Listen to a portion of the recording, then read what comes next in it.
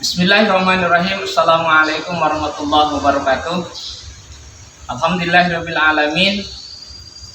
Berjumpa lagi dengan saya di channel yang tersebar official. Mudah-mudahan saudara-saudara semua, terkhusus yang melihat video ini dalam keadaan sehat walafiat semuanya. Amin ya Allah ya rabbal alamin. Saudara-saudara yang berbahagia, pada kesempatan kali ini insya Allah saya akan membuat sebuah tutorial, yaitu menyembelih atau cara menyembelih dengan teknik tarik. Karena ini banyak digunakan oleh para jagal dan bagi kita yang suka menyembelih, terutama di hari raya Idul Kurban. Lalu kemudian apa yang harus diperhatikan ketika kita menyembelih dengan teknik tarik? Jadi selain daripada mental harus kuat, lalu kemudian kita hafal juga doa-doanya, dan yang utama kita ketika menyembelih jangan lupa lafaz Allah Subhanahu wa taala, bismillahirrahmanirrahim, Allahu akbar. Lalu kemudian yang ketiga, pisau harus tajam setajam mungkin, harus super tajam biar goloknya biar sapinya tidak begitu teraniaya. Lalu kemudian selain yang itu, di dalam teknik tarik yang perlu kita perhatikan, yang pertama adalah cara memegang pisau atau cara memegang golok. Cara memegang golok ketika teknik tarik jangan seperti ini. Karena ada kawan kemarin bilang, saya dengan teknik tarik tapi megangnya seperti ini. Bukan salah, tetapi itu kurang maksimal. Karena tenaga itu tidak penuh, tidak powerful. Nah, umpamanya gini kan, tak ada tenaga. Lalu bagaimana yang betul memegang pisau dengan teknik tarik? Seperti ini. Ini kalau dengan teknik tarik kuat nih. Tuh. Ini tenaga penuh di sini. Itu yang pertama, cara memegangnya. Lalu yang kedua, persiapan kita artinya kuda-kudanya. Kuda-kudanya jangan sampai salah. Karena kalau salah kuda-kuda bisa jadi berabe kepada kita. Lalu bagaimana kuda-kudanya? Seperti ini. Nih. Kaki kiri di depan, lalu kemudian kaki kanan di belakang. Ini kaki kiri depan, kaki kanan di belakang, agak merunduk sedikit, megang seperti ini tadi. Nanti ketika mengambil, menarik, bahu kanan agak dibanting ke bawah. Gitu.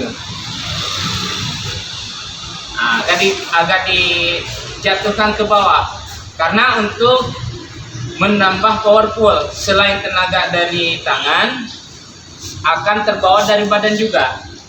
Itu. Lalu kemudian posisi sapi harus pas betul, harus seenak, senyaman mungkin.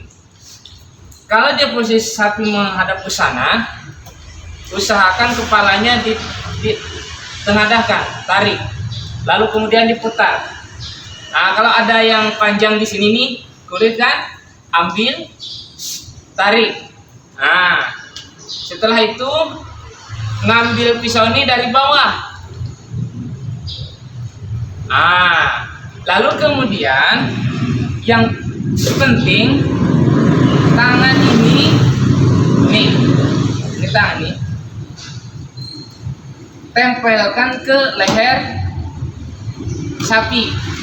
Kenapa ditempelkan? Karena untuk kekuatan kita, biar kenceng. Karena kalau direnggangkan model gini, gak ada tenaga. Tapi kalau ditempelkan, ini nempel nih, diambil dari bawah. Tuh, enaknya, jos. Itu. Lalu kemudian ambilnya tadi dari bawah ya. Tuh. Ini bahu dijatuhkan. Tuh kuda-kudanya seperti ini. Kayak orang mau pencak silat. Lalu kemudian nanti setelah menyembelih, jangan begitu narik langsung pergi. Kita sebisa mungkin tahan dulu di leher ini, di leher sapi. Jangan dilepas dulu. Kenapa? Untuk mengantisipasi seumpama ada urat di sini, urat napas atau urat darah belum putus. Kalau dia belum putus, bisa kita ulang ke bawah. Umpama saya praktekkan. Set. Simpan dulu gitu. Kalau serasa udah puas, udah putus semua, boleh ditarik. Tetapi kalau belum putus semua, ini banyak yang sok-sokan kan, maaf kata nih, langsung pergi, rupanya belum putus. Ini yang bahaya.